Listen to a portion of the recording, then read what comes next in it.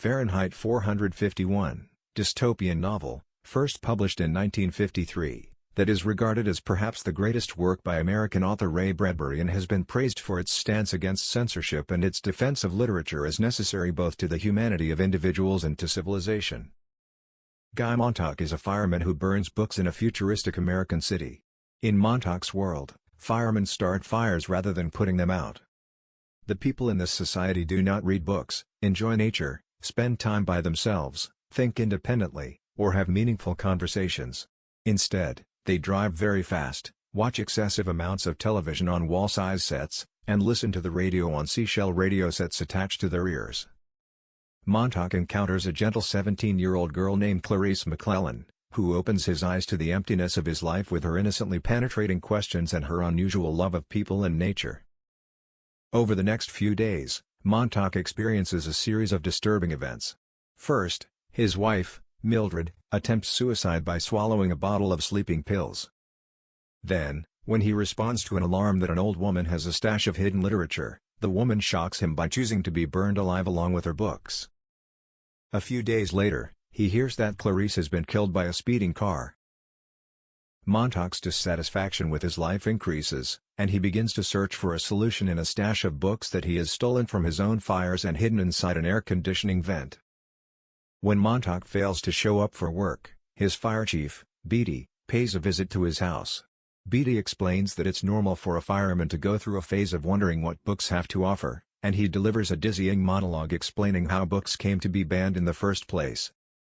Beatty tells Montauk to take 24 hours or so to see if his stolen books contain anything worthwhile and then turn them in for incineration.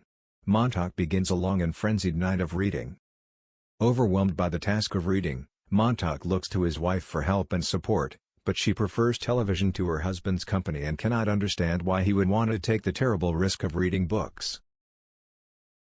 He remembers that he once met a retired English professor named Faber sitting in a park, and he decides that this man might be able to help him understand what he reads. Faber says that Montauk needs not only books but also the leisure to read them and the freedom to act upon their ideas. Faber agrees to help Montauk with his reading, and they concoct a risky scheme to overthrow the status quo. Faber gives him a two-way radio earpiece, the Green Bullet, so that he can hear what Montauk hears and talk to him secretly. Montauk goes home, and soon two of his wife's friends arrive to watch television.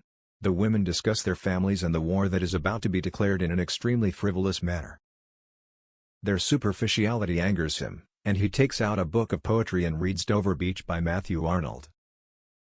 Montauk goes to the fire station and hands over one of his books to Beatty. Beatty confuses Montauk by barraging him with contradictory quotations from great books. Suddenly, the alarm sounds, and they rush off to answer the call, only to find that the alarm is at Montauk's own house.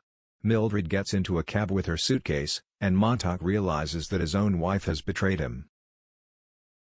Beatty forces Montauk to burn the house himself. When he is done, Beatty places him under arrest. Montauk turns the flamethrower on his superior and proceeds to burn him to ashes. Montauk knocks the other fireman unconscious and runs. Mechanical Hound, a monstrous machine that Beatty has set to attack Montauk, pounces and injects Montauk's leg with a large dose of anesthetic. Montauk manages to destroy it with his flamethrower. Montauk goes to Faber's house, where he learns that a new hound has been put on his trail, along with several helicopters and a television crew. Montauk then takes some of Faber's old clothes and runs off toward the river. The whole city watches as the chase unfolds on TV, but Montauk manages to escape in the river. He drifts downstream into the country and follows a set of abandoned railroad tracks until he finds a group of renegade intellectuals, the Book People, led by a man named Granger, who welcome him. Enemy jets appear in the sky and completely obliterate the city with bombs. Montauk and his new friends move on to search for survivors and rebuild civilization.